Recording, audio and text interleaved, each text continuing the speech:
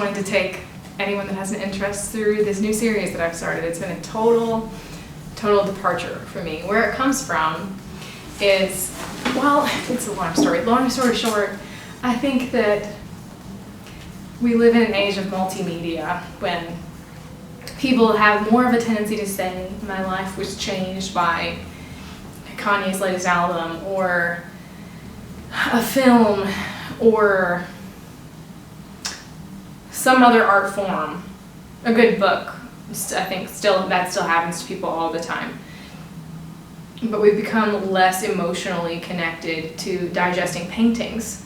And I think there's a chance that that's a huge cultural loss. We walk through galleries, museums, me included, and disengage. We don't spend the time and the engagement required to really digest great works of art. So how do we start experimenting with ways to close that gap and to get people engaged with the artwork in a new, relevant, really fresh way? So I think in that process,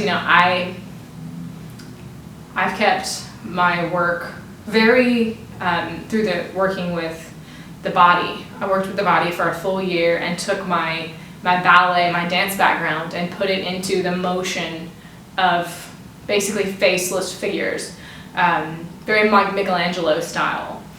And while I hoped that the strong expressive color and the gestural force in those, and then the bodies themselves, would allow people to universally identify with those figures, maybe I might have been hiding a little bit, because I'm alluding to what I hoped was a universal sentiment without being willing to get really overtly personal about it. It's hard. I don't think you don't want vulnerability to be required in your work. And it is, I think, for work to be timeless and to be powerful, there has to be an element of vulnerability to it. So these new pieces are actually much more abstract. They're much more loose. They may evolve into something a little bit more concrete, but for right now, what happens is this.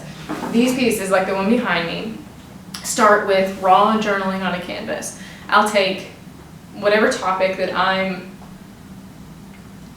digesting and dealing with immediately as a person, and then build out onto that with small drawings and illustrations like I would in a journal, and then I glaze it with an acrylic glaze over the top of that, this color that you see, and then building loose faces on the top of that it semi-obscures the layer of journaling underneath, but enough that you're seeing some of those thoughts pull forward. So the blue one that I'm about to walk you guys through is on sadness. It's sort of a disconnect in relationships where you really feel like you're not getting through to someone, and I think that connects to like censorship in art and that kind of thing, like well-meaning but very disconnected, and then the sadness that comes with that. And then I think the opposite of that is true love, like real love, because for me, with the personal journey that I've had, I've learned to equate love, like the closest human beings are capable of to unconditional love, with authenticity, vulnerability, willing to be completely, spiritually, emotionally naked in front of someone and feel secure in that anyway. And this is what the piece behind me is about, and this sunset tones kind of reflecting, in the words of an artist friend of mine, the dawn of a new day. I think that's a really accurate way to put that. So these pieces aren't finished, but they're the beginning of a new process and the new sort of turn in my work to try to be really open and hope to connect to people in that way. I don't think I can ask people to connect to my work if I'm not willing to put my whole self out there about it. So let's walk through these. Okay, so this is the piece on sadness and that disconnect. This is a 4 foot by 5 foot canvas, and it started with these black markings that you see here. I'll zoom in on these in a second. You can't see me if you won't look at me. Is some of these little captions here that are all really quite personal, quite intimate. What are you afraid of? And then we've got the handprints here. You're so talented, which oddly enough I think can become a very double-edged kind of compliment from certain kinds of people. A stop sign, dollar signs, hear no evil, see no evil, speak no evil, and there's 3 stick figures here. And this group of stick figures pointing to the artist down here that's dressed somewhat eccentrically, rendered in a little bit of a cubist kind of style. This one says, why can it only sell if you like it? So that's the journaling bits of this. And then the glaze is just a few tones of, 3 or 4 different tones of blue. And you see that built in sort of a charcoal figure here, and then kept it very, very loose. So this is like the sweeping of her hair around her face and a slight curve of her smile here. So this represents that feeling, that sentiment of loneliness in a space that's just swirling with voices and people, but not really truly feeling seen. And this one's about love. Lots of really personal things on this one, you can imagine, because talking, I think it's almost easier to talk, it's almost less personal to talk about the problem than it is the success. So there's some thoughts about love on here. It says, love in a modern world is the big tagline up here, and then finding a home. This one says naked, not so much physically as in every other way. Am I enough for you? That's the question here. Naked and unafraid. When real intimacy is our greatest fear, it's also our greatest need, is on here.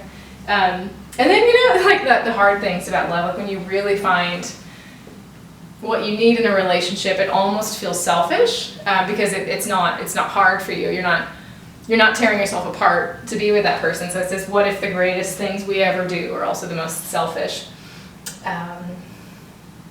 And love isn't just care, it's wonder, curiosity, vulnerability, peace, and openness.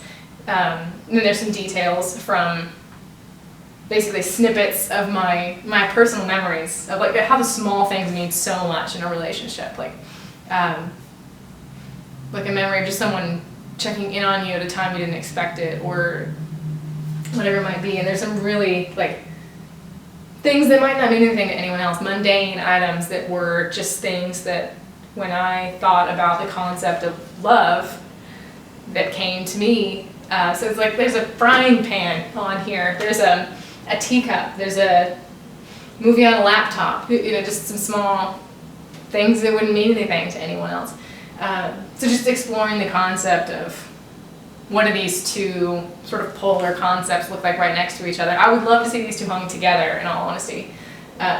But by all means, like, I would love your feedback on this series. And so if there's a thought that you have or a topic that you would like to see explored in this way, I'm also willing to do these as commissions. So if there's something that you want your journey told in this way, by all means, like, reach out to me and we'll make that happen.